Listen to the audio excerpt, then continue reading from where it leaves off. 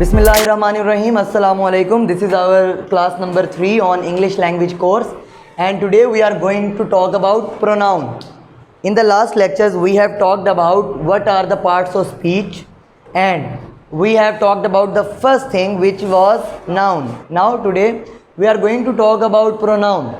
अब हम लोग बात करेंगे प्रोनाउन की। सबसे पहले प्रोनाउन क्या होता है? लफ्ज़ में ही लिखा हुआ है बच्चों कि नाउन होता है। अब एक नाउन होता है लेकिन प्रो की जगह रिप्लेसमेंट ऑफ नाउन। इसका मतलब क्या है? रिप्लेसमेंट ऑफ नाउन, नाउन की जगह इस्तेमाल होने वाला।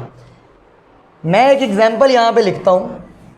ये सब्जेक्ट है इस वक्त और ये इस वक्त ऑब्जेक्ट है। तो हमें ये था कि मैंने आपको बताया था कि एक नाउन एक सब्जेक्ट की जगह भी आ सकता है और एक ऑब्जेक्ट की जगह भी आ सकता है। तो प्रोनाउन भी इसी तरह से नाउन की जगह, इधर मैंने बदला है नाम नहीं, कोई रिप्लेसमेंट नहीं है। अली लाइक्स देम, लेकिन कॉन्टेक्स्ट इसको बोलते हैं इंटीसीडेंट, इंटीसीडेंट्स। यानी पहले कोई भी बात होती है, मेरे पास आ जाए, हाँ भाई कोई एक स्टूडेंट आ जाए, मूसा आप आ जाओ। अब मैं आपसे जो जो सवाल करूँगा ना, आपने सिर्फ मुझे उसका जवाब देना है। अब मैं मूसा से सवाल करूँगा, ये जवाब देगा नाम, नाम मूसा। मूसा को क्या पसंद है? क्रिकेट। मूसा की कितनी उम्र है? 11। मूसा क्या खाता है? फूड। सर अच्छा, फूड खाता है। अब मैं बार बार मूसा बोलता रहूँगा या मैं यूँ कहूँगा आप क्या खाते हैं? आपको क्या चीज़ अच्छी लग रही है आपको? जब मैं बार बार मूसा बोल रहा हूँ उस तरह, या एक दफ़ा मूसा बोल के आप, तुम, वो, ये, इस तरह के अल्फाज यूज़ करूँगा ना उर्दू में, इंग्लिश में भी सेम ऐसे करते हैं, जिनको हम लोग क्या कहते हैं? प्रोनाउंस। दो बातें इंपॉर्टेंट याद रखना। एक, प्रोनाउन जो है वो नाउन की जगह आता है, और आप लोगों को एक गलत बात बता दी जाती है। एग्जाम्पल्स इनकी देते हैं, he, she, it, they, I, we, you. कहते हैं जी ये सारे प्रोनाउन हैं। ये बताएं, someone has been here. Noun क्या है? Noun someone. अब ये जो समवन है ये नाउन है प्रोनाउन है? ये प्रोनाउन है। समवन कुछ कोई होगा, उसकी जगह इस्तेमाल हुआ है। हु इज देयर, वहाँ कौन है? आवाज़ आती है समीर। तो समीर था असल में, जो नाउन समीर था वहाँ, लेकिन उस नाउन के लिए मैं इस्तेमाल क्या कर रहा हूँ? हु। तो हु भी एक तरह से प्रोनाउन हो गया। डिफरेंट तरह के जो भी नाउन की जगह पे इस्तेमाल होते हैं उनको कहते हैं हम pronouns. So we are going to write its definition. It is a word. Word ही होगा ना। What is a word? Word is a combination of letters. सबसे आसान हालत वर्ड, ये एक वर्ड है which is used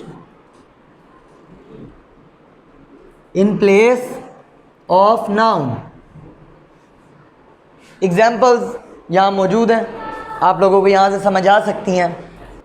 I like इसे, इसकी इंग्लिश क्या बनेगी? आई लाइक हिज या हिम, ही, हिज, हिम। इन तीनों में से कौन सा ठीक है? कैसे पता चला? क्योंकि ये ऑब्जेक्टिव फॉर्म है, ये सब्जेक्टिव फॉर्म है। आई, आई जब भी मैं बोलूँगा तो आपको पता होना चाहिए कि पहले लिखा जाएगा सेंटेंस के शुरू में। और जब भी मैं हिम बोलूँगा तो ही के लिए हिम यूज़ होता है। ही की ऑब्जेक्टिव फॉर्म क्या है? हिम। तो ना ही आएगा ना हिज आएगा, बल्कि हिम आएगा। पर्सनल का वर्ड किससे निकला? पी से नहीं, पर्सनल से, पर्सन से निकला। पर्सन। अब पर्सन क्या होता है? शख्स। अब किसी भी जानदार, इसमें इट भी आता है, ये मैं आपको बता दूं। क्यों? बच्चों के लिए भी हम लोग इट यूज़ करते हैं, छोटे बच्चों के लिए, बेबी के लिए हम लोग इट यूज़ करते हैं। काफ़ी सारी जानदार चीज़ों के लिए भी हम लोग इट यूज़ करते हैं। जिनकी शनाख्त ना हो रही हो, ये मेल है फीमेल है, उनके लिए हम लोग इट यूज़ करते हैं, तो इट भी इसमें आएगा। खैर, पर्सन्स के लिए आई, कोई पर्सन है? फर्स्ट पर्सन है, वी फर्स्ट पर्सन है, यू सेकंड पर्सन है, he she it they third person है। सारे ही गलत हो गए आज तो आप लोगों के तुक्के। ये फर्स्ट पर्सन, ये सेकंड पर्सन, ये थर्ड पर्सन। अब पढ़ते हैं ना, why I and we are called first person. If I am alone in this world and I am going to talk to myself, तो कैसे बात करूँगा? आई, अपने बारे में बता रहा हूँ, अकेला, फर्स्ट पर्सन आई। अगर हम सब हो जाएं बहुत सारे तो वी, क्योंकि ग्रुप हो गया, ठीक है। I am happy, we are happy, ये सारे क्या हैं? फर्स्ट पर्सन है, अपनी बात हो रही है। अगर मैं इसको कोई बात करूं, इसको हुक्म करूं, तो कैसे बुलाऊंगा? यू, तुम। अगर सिर्फ हम दो मौजूद हैं, मैं कहूँगा तुम, या तीसरी चीज़ आ जाए तो ये सेकंड पर्सन हो गया, यू, और कोई नहीं है सेकंड पर्सन में, एक या यू, क्योंकि सेकंड हमेशा तुम हो। सामने वाले से बात करनी है तुम, तू, यू, आप, वो भी यू में आता है। अब थर्ड पर्सन में आ जाए ही शी इट दे, ऐसी चीज़ें या तो वो मौजूद ना हो। He is absent sir, sir आज वो नहीं आया। गुड,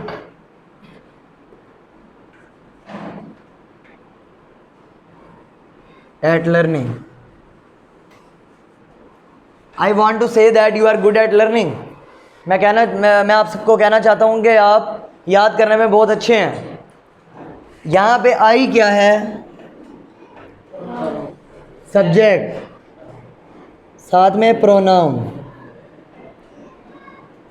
वांट वर्ब, ये हमने नहीं पढ़ा अभी, ये भी हमने नहीं पढ़ा। ये से कहना वर्ब, ये आ गया दैट, इसको हम बाद में पढ़ेंगे। यू प्रोनाउन आ गया, आर हालत के लिए आ गया, लिंकिंग वर्ब आ गया, हमने आगे पढ़ना है। गुड क्या होता है? कल पढ़ा था, हल्का सा एडजेक्टिव, किसी की खासियत। अब हमें इसका भी नहीं पता, ये भी छोड़ दें। इस पूरी लाइन में ना ये जो दैट है, इसकी बड़ी वैल्यू है। आई वॉन्ट टू से को मिला कौन रहा है? You are good at learning say that. I want to say को मिला रहा है you are good at learning say that. अब ये जो दैट है ना, ये भी एक प्रोनाउन है। अब ये डेमोन्स्ट्रेटिव प्रोनाउन है, डेमोन्स्ट्रेटिव प्रोनाउन। हाँ जी, यहाँ पे this that, these those, this that these those, ये चार क्या हैं? Demonstrative, demonstrative, demonstrative. अब एक और आसान लफ्ज़ों में जो हमारी ज़बान है उसमें भी बात कर लेते हैं। डिमॉन्स्ट्रेटिव, डिमॉन्स्ट्रेटिव, यूँ बोलना शुरू करोगे, आहिस्ता आहिस्ता आप लहजा उनका पकड़ लोगे। डेमोन्स्ट्रेटिव। अब ये करते क्या है? यानी बताते हैं इनके बारे में। This that these those, this singular, that can be singular, can be plural, these plural, those plural यानी जमा। Those boys are coming towards us, वो लड़के हमारी तरफ आ रहे हैं। These boys are going towards them, और ये लड़के उनकी तरफ जा रहे हैं। इंट्रोगेटिव। अब अक्सर आप लोगों, अभी मैंने कहा कि who is there, who is there, तो ये जो हु है ये भी एक प्रोनाउन है, क्योंकि नाम की जगह इस्तेमाल हुआ है। वहाँ कौन है? समीर है, समीर था, समीर का नाम था। अब इंट्रोगेटिव में हु, हाउ, और बताएं सवाल के लिए व्हाट, वाई और होम। अब मैं आपको एक फ़र्क समझा देता हूँ आज, difference between who and home. Who का मतलब होता है कौन,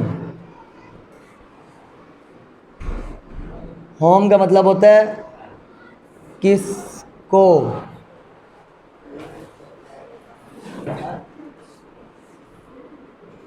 he is the boy who wants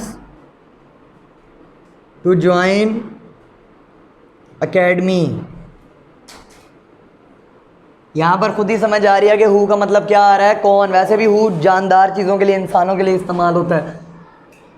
अब होम देखें, he is the boy whom you asked to gate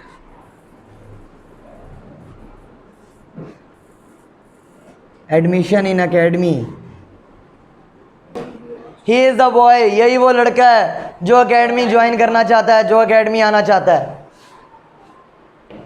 he is the boy whom you asked to get admission in academy, यही वो लड़का है जिसको आपने कहा था कि अकेडमी में एडमिशन ले लो। जिसको, कौन, ठीक है। अगर यूं कर दूं ना तो जो बड़ा फ़र्क है, दोनों के मीनिंग आप फ़र्क निकालो, दिमाग में सोचो, आपको फ़र्क नज़र आएगा। Intensive pronouns, intensive pronouns, reflexive pronouns का तो आपको पता है कि माई के साथ माई सेल्फ लगाना। इंटेंसिव भी यही होते हैं, दो तरीके हैं। I am teaching my self, spelling गलत हो गए। I am teaching my self, I myself will serve you at dinner, मैं रात के खाने पे आपकी खुद ही खिदमत करूंगा भाई, आपको खुद सर्व करूंगा। अब I will serve you भी तो ठीक है, I will serve you at the dinner, लेकिन मैं कहता हूँ सर जी मैं खुद करूंगा, वो अक्सर होता है ना, झुक के कहने लग जाते हैं आओ जी मुर्शिद मुर्शिद। अगर मुर्शिद आपने बीच में डालने हो, I myself मैं खुद करूंगा, ठीक है। वो कहता नहीं नहीं सर आप ना करें, किसी और कहता नहीं सर मैं खुद करूँगा, हाजिर ताबेदार। ये आई माई सेल्फ, इंटेंसिटी बढ़ा दी, इंटेंसिव। जैसे माई सेल्फ, यूर सेल्फ, जोर और उसकी बात का वज़न बढ़ा देना, जोर देना किसी चीज़ पे, उसके लिए ये इस्तेमाल होता है। अगर माई सेल्फ हटा दो तब भी बात ठीक है। माई सेल्फ हटा के पढ़ो, I will serve you at dinner, मैं रात के खाने पे आपकी खिदमत करूंगा भाई, आपको सर्व करूंगा, मेज़बानी करूंगा। अब I myself will serve you, मैं कहता हूँ please go and check the students, तो यहाँ से आवाज़ आती है समीर की, sir I myself will check it, sir मैं खुद जाके देखाऊंगा। क्लियर हो रही है बात? तो ये I myself, yourself और ourselves, ourselves, selves हो जाएगा, प्लूरल हो गया। देम, अब सेल्फ नहीं लिखेंगे, देम सेल्व्स प्लूरल हो गया, बहुत सारे होते हैं, आवर भी और देम भी। इनडेफिनेट, इनडेफिनेट का मतलब होता है जो सर्टेन ना हो, जिसके बारे में पता ना हो, मखसूस ना हो, उसको कहते हैं इनडेफिनेट। जब मैं कहता हूं कि someone is coming, someone is coming, इसकी उर्दू बताओ, कौन आ रहा है? आ तो रहा है ना, उसके लिए लफ्ज़ भी इस्तेमाल कर दिया ना, लेकिन पता भी तो नहीं चल रहा। तो समवन एक ऐसा लफ्ज़ है जिसको आप, समवन एक ऐसा लफ्ज़ है जिसको आप इस्तेमाल तो करते हो प्रोनाउन के तौर पे, लेकिन पता नहीं होता नाउन कौन सा है, होता है general. Any, few, every day या एवरी वन, एवरीथिंग या एनीथिंग, कितने सारे ETC, इसकी लिस्ट इंशाल्लाह मैं आपको प्रोवाइड करूंगा। अभी आप लोगों को ये जो इस लेक्चर में हम लोग समझा रहे होते हैं, इंटरनेट के ऊपर हम लोग ये लिस्ट जो है वो मैं वीडियो के साथ ही अटैच भी कर दूंगा, जिसके अंदर आप लोगों को ये बताया जाएगा कि नाउन की ऑब्जेक्टिव, सब्जेक्टिव, पॉजेसिव और रिफ्लेक्सिव फॉर्म क्या होती है। इसके अंदर अभी मैं आपको नहीं पढ़ा रहा पॉजेसिव, क्योंकि पॉजेसिव फॉर्म मैं आपको पहले भी बता चुका हूँ कि मलकियत, माई मेरा, यूअर तुम्हारा, हिज उसका, हर्ज उसका।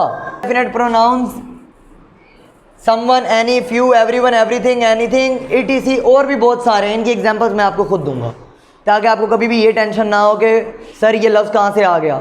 अनकरीब जब हम लोग ये लेक्चर्स ले रहे होंगे तो उसके बाद इंशाल्लाह जब मैं एक सेंटेंस लिखूंगा तो आप डिवाइड करके देंगे मुझे कि सर ये सब्जेक्ट है, ये वर्ब है, ये ऑब्जेक्ट है, ये जीरेंड है, ये कॉम्प्लीमेंट है, ये नाउन है, प्रोनाउन है, एडजेक्टिव है, एडवर्ब है, अच्छा इंटरजेक्शन है, कंजंक्शन है, सारा कुछ आप यूँ बताएंगे।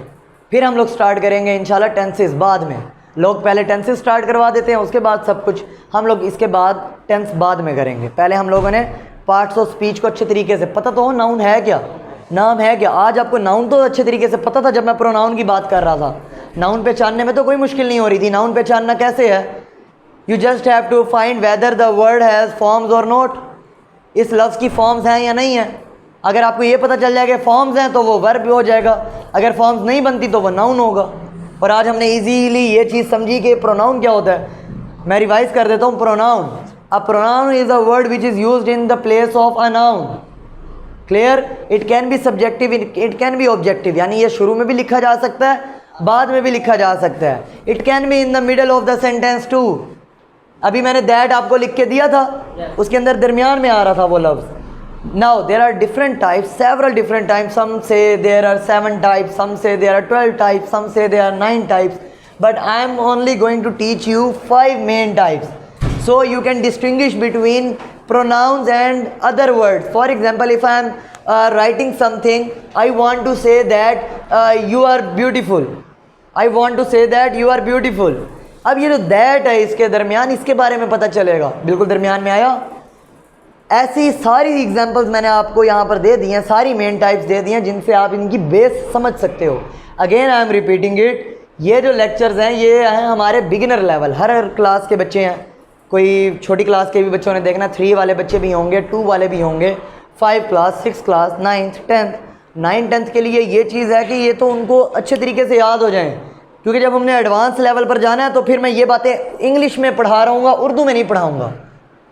एक ज़बान है इंग्लिश, हम लोग उनको उस ज़बान को, इंग्लिश को इंग्लिश में ही सीख सकते हैं, उर्दू में नहीं सीख सकते। मिसाल ले लेते हैं कि इंग्लिश को समझना उर्दू में चाहिए या इंग्लिश में चाहिए। आप लोग कुछ वर्ड्स ऐसे हैं जिनको सुनते हो तो कभी दिमाग में उर्दू नहीं आती। मैंने आपको क्या कहा था, if you want to speak in English first think in English, you have to make sense, not just tense. सिर्फ टेंस नहीं बना लेने, सेंस भी बने। सिर्फ आप लोगों को ये ना हो कि उर्दू में इसका ये मतलब है, इंग्लिश में मतलब याद हो गया तो कन्वर्ट करके बना लोगे, नहीं, गलत बोल जाओगे। आपको सोचना भी इंग्लिश में पड़ता है। जैसे मैं इसको कोई गिफ्ट दूंगा, ये मुझे क्या बोलेगा, थैंक यू। आपने सोचा दिमाग में खुश, थैंक यू की उर्दू क्या होती है, शुक्रिया।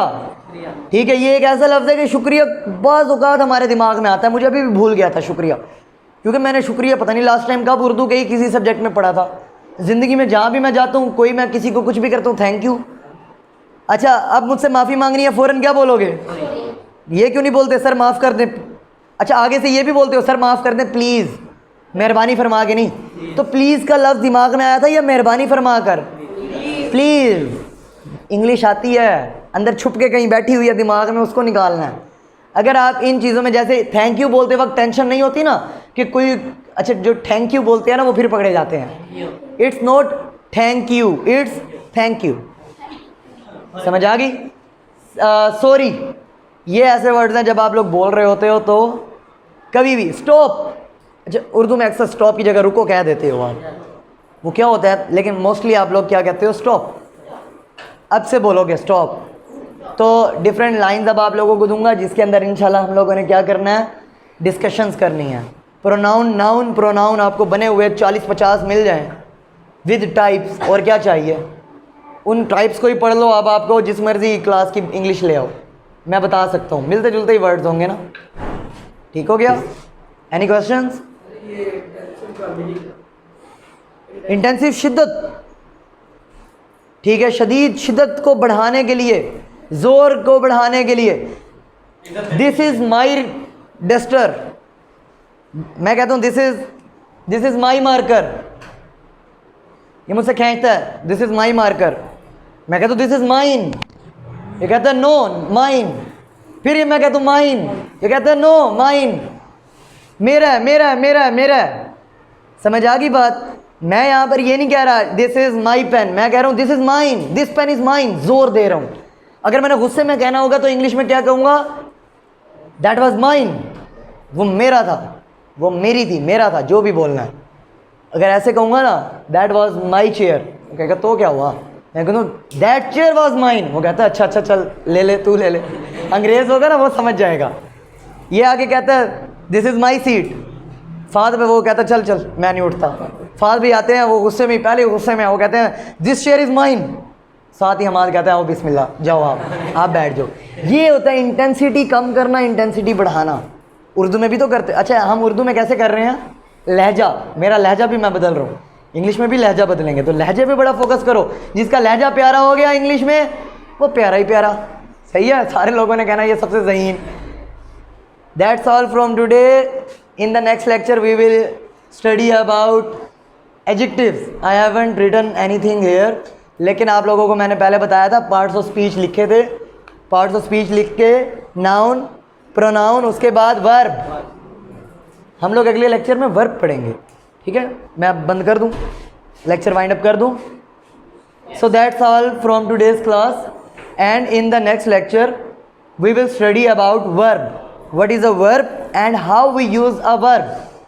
Till now you know what is a noun, what is a pronoun, and on a lighter note you also know about the subject, the object and the place of verb, कि verb कहाँ लिखा जाता है। तो कल हम लोग क्या पढ़ेंगे, what is a verb।